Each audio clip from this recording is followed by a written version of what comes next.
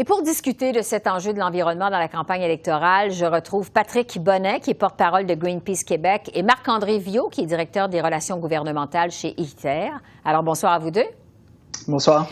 D'abord, sur le bilan... Bonsoir. D'abord, sur le bilan des libéraux. On vient d'entendre Justin Trudeau dire qu'il assume finalement sa décision d'acheter le pipeline Trans Mountain.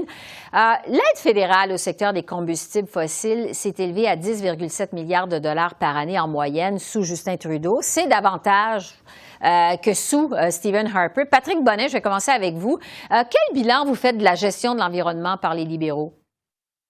Bien, en général, c'est un bilan qui est teinté d'incohérence. Donc, on a vu un virage suite, je dirais, quasiment à la destruction environnementale qu'on a vu sous le gouvernement Harper. M. Trudeau a mis en place des mesures, a pensé au prix sur le carbone à 170 $ la tonne pour 2030, des investissements en transport collectif, une loi climat. Mais en même temps, comme vous l'avez mentionné, a continué de financer à hauteur de plusieurs milliards par année les combustibles fossiles, a refusé jusqu'à tout récemment de même reconnaître que le secteur pétrolier et gazier doit voir ses émissions réduites. Donc, c'est des mesures insuffisamment ambitieuses en plus, comparativement, par exemple, à M. Biden, qui, en 3 mois, a réussi à proposer une cible plus ambitieuse que M. Trudeau. Donc, malheureusement, il y a encore beaucoup de travail à faire du côté des libéraux. Oui. Marc-André Viault, votre collègue Patrick Bonnet parle d'un bilan teinté d'incohérence pour les libéraux. Est-ce que les libéraux, quand même, ont fait des bons coups pendant leurs années au pouvoir? Je pense que mon collègue Patrick l'a mentionné. La question du prix sur le carbone et de l'augmentation du prix sur le carbone, c'est une politique qui est significative. Ceci étant dit, effectivement, il y a des incohérences. Et c'est ce qu'on va chercher à voir au cours de cette campagne-là.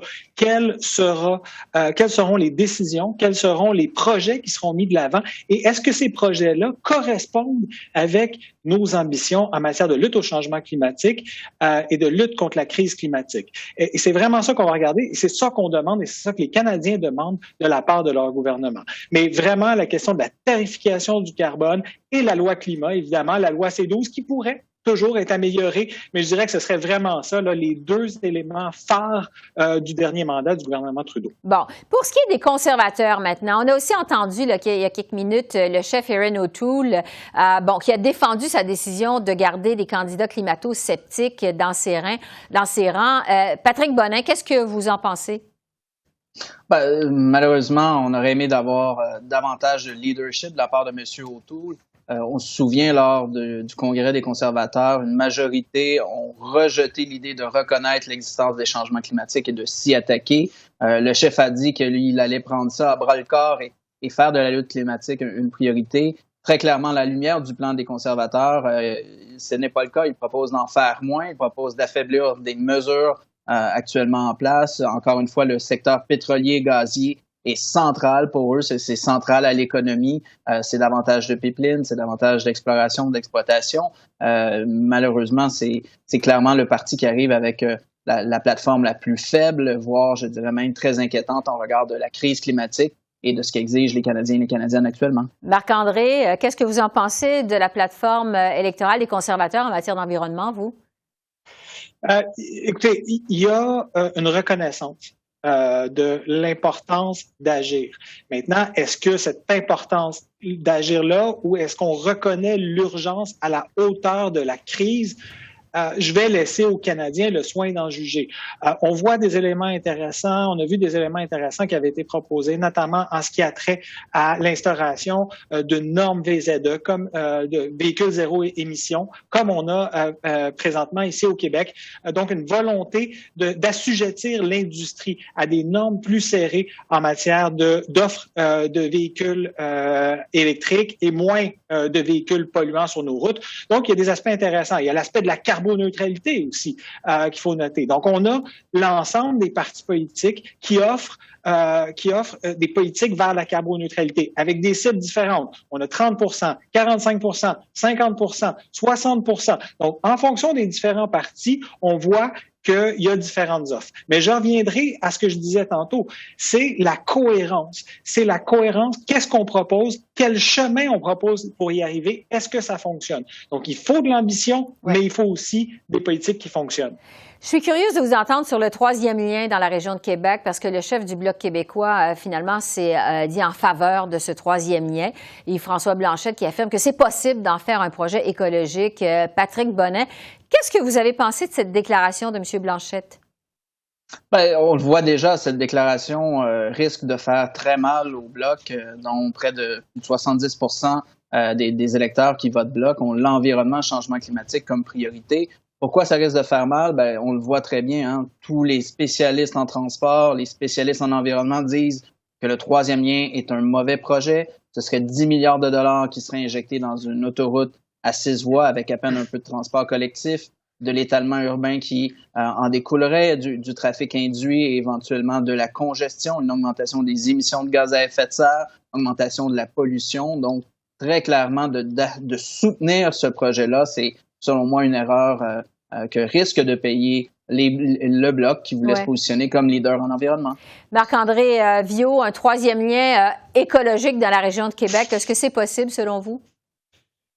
Écoutez, je pense que le milieu environnemental, il y a un consensus qui s'est établi au sein du milieu environnemental, qui a fait des sorties publiques dès l'annonce du projet.